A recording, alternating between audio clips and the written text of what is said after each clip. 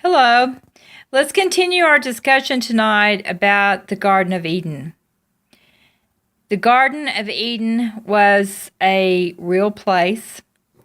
And there's lots of description in Genesis 1 and Genesis 2. It was a real place with real inhabitants. And most of all, it was the place where human history began. That's what makes it so significant. It was a special place created by God Himself for specific types of plants, animals, and then humans. It's the only place on the planet at that time where humans existed. There were plants in lots of other places. There were animals in lots of other places on the earth, but it was the only place where humans existed. It was created specifically for humans. It was a place of paradise. It was a place of comfort, like none that we could ever equate to or comprehend. It was beyond our human comprehension at this point. You say, okay, Glenda, where was it located? You know, I get excited when I read the Bible, and as many naysayers are out there, and they have all of these philosophies about all the different symbolisms in the Bible, etc., etc. But so many places in the Bible can be proven through science, and this is one of those. The Bible gives us specific coordinates for the location of the Garden of Eden. If you do some research out on YouTube, there's lots of different views. I have a tendency to lean towards the ones that are more scientific as opposed to personal opinion. And there's one out there by a scientist called Ward Sanford. Look him up, Ward Sanford, Sanford. He points to evidence that the Garden of Eden is located under the waters of the Persian Gulf, probably beneath the landscape under about 150 feet of water. And you say, okay, Glenda, how did you get there? He talks at length about the rivers that flow out of the Garden of Eden. And the Bible talks about that in chapter 2 at length, that there is a central water location and 4 rivers flow out of that to water the earth, or the 4 heads of the water that flow out of it to water the earth. And if you follow those rivers, then you can plot coordinates, and thus you can locate the Garden of Eden. And thus you can prove the Bible that it's not accessible. If scientist Sanford is correct, it is right dab smack in the middle of the Persian Gulf underwater. And that goes on to a much larger story called the Flood of Noah. And we'll talk about that much later on. But what we do know about it is the Bible gives us lots of descriptions about the garden, where it was located, some ways that we can prove it to ourselves. You know, God wants us to know that His Word is true. I personally believe that the garden still exists today, and that the tree of life and the tree of knowledge still exist. And I personally believe that they're not accessible to us. The Bible also talks about the gate to the Garden of Eden is guarded by cherubims. It's a gateway to the tree of life with flaming swords. So God made a way when He expelled man out of the garden that humans would never have access to it without His approval. And as we speak right now, we don't have God's approval to access the garden. Now, can we get creative? Is the garden maybe underneath a cave-like dome and it still exists? Or is it just completely sunk beneath the flood and it's underwater? I don't know. I don't think that any of us will be accessing it anytime soon, but I don't think that God obliterated it from the face of the earth. I do think that He concealed it from man's access. And that happened in the flood. The geography and the landscape of the earth changed dramatically, and the garden was one of those things that happened. What else do we know about the location of the Garden of Eden? Well, we know several things about it. For sure, Eden was a much larger place than just the garden. The garden was only one component of a location called Eden. Were there other established places on the earth? Absolutely. We do know that there was a river that came out of the garden, and it divided into 4 other rivers. Excuse me. And those rivers still exist today. 2 of the rivers are well known, the Euphrates and the Tigris, which both flow out of Iraq into the Persian Gulf. There's the Persian Gulf again. That's how we know. And the other 2 rivers are the Pishon and the Gihon, which are dry riverbeds in the peninsula of Saudi, but they are traceable. They still go by those names. They still exist to this day. Isn't that amazing? It is to me. The great flood of Noah changed the landscape of the earth. We talked about that a moment ago. Thus, the flood covered the landscape of Eden with water, and it sunk the garden. God had already made plans that the Garden of Eden was inaccessible to man. But there was a time on earth where it could, if you had an airplane, you could fly over it and you could see it. That existed. Man was just not able to do that.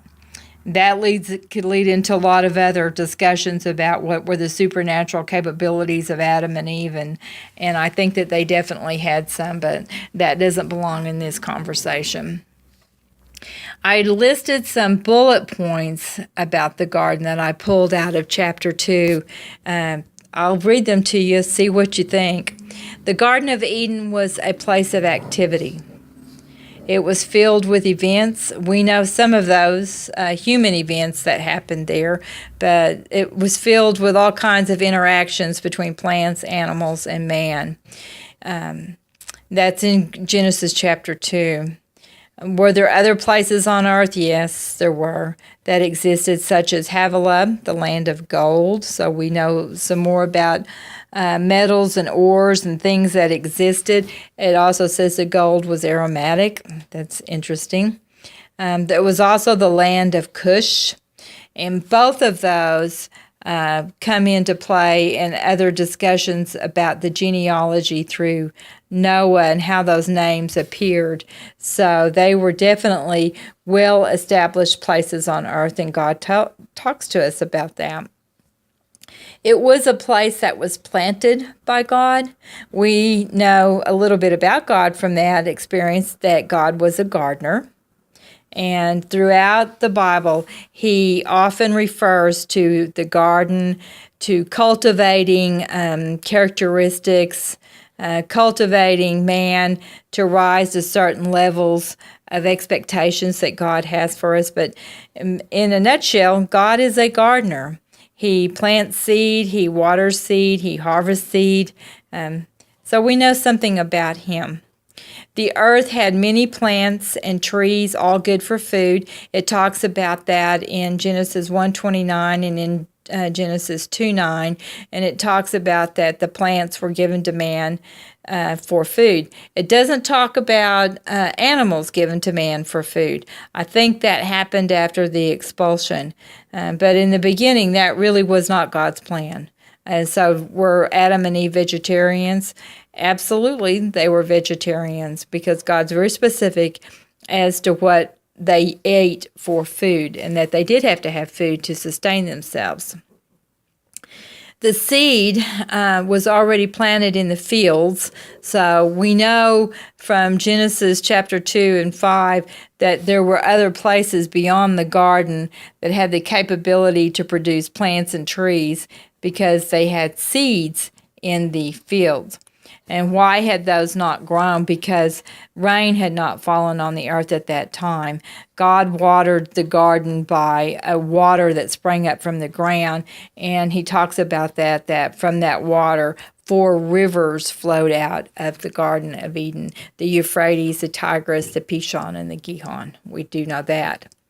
Plants had a purpose for their existence, and they were to sustain life. And of course, now we know that they sustain the life of the planet. It's much more than just sustaining life for humans and animals. It is an ecosystem, so they have a very important part in the survival of our planet, and they always have had from day one.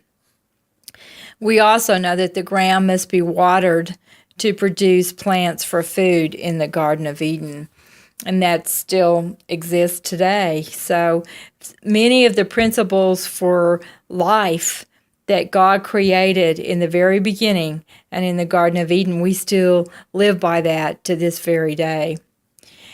We know that the ground in the Garden of Eden was pliable, that it had dust, and God talks about that when He created the animals and Adam from the dust of the earth, not the mud or not the baked-on brick-like floor of the garden, but from the dust of the earth. And the water came up from the ground. It didn't fall from the sky. God had not sent rain at that time in Genesis chapter 2 in the very beginning, and this will be in the days after the first 7 days. So in days 6, 7, 8, 9, and kind of in that era, moving on to how many other days that God had in the very beginning of time. And remember, I mean, that's a whole nother discussion is, did God divide days by hours or years, or how did He divide time? But He did call it days, for however that definition was. The ground required working by man and watering to produce plants. And that is one of the reasons why rain had not fallen on the earth before Adam, because there was no man there to work the ground. So gardening always encompassed watering seeds to produce plants and working it or tilling the soil. I don't think that in the early days that it was supposed to be toiling the soil to the extent that we know it in farming today. Hard labor, I think it was supposed to be a very easy thing. I don't think that God meant for man to exert himself. I think God created man for man to enjoy all that God had created. And that's, again, there's lots of lessons that you can pull out of that chapter that will take you in lots of different directions. The whole ground was watered by water that came up from the ground. And, I've noticed that there's different people like in West Texas, and they will flood their yards.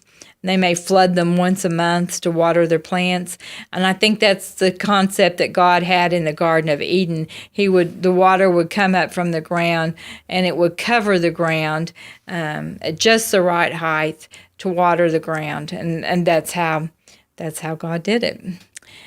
God had not sent rain on the earth.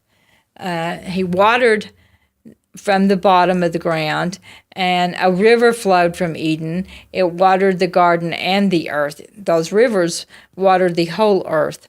Was there something like oceans? I don't know. I really don't think so. At that time, I don't think it was necessary. However, there were bodies of water because there were fish. And you say, okay, Glenda, can fish live on the surface of the earth? Yes, we do have fish that live on the surface of the earth out of the water and can go back and forth. But you have to remember that was a whole different day and time. The flood changed the earth as we know it. So I do think that there were bodies of water and the fish lived in the water at that time. And there's several verses in chapters 1 and 2 that lend to that comprehension. In the middle of the garden, there was a tree of life and the tree of knowledge of good and evil. And God had given an order to man, do not eat of the tree of knowledge or the good of evil. And not only did He issue an order, He gave a consequence. If you do, you will surely die. So that gets us back to the point that the Garden of Eden was a community. It was filled with activity. It had some rules. We'll talk about that later on in another video. It was much like a city, if you will. It operated on several different levels. It had boundaries.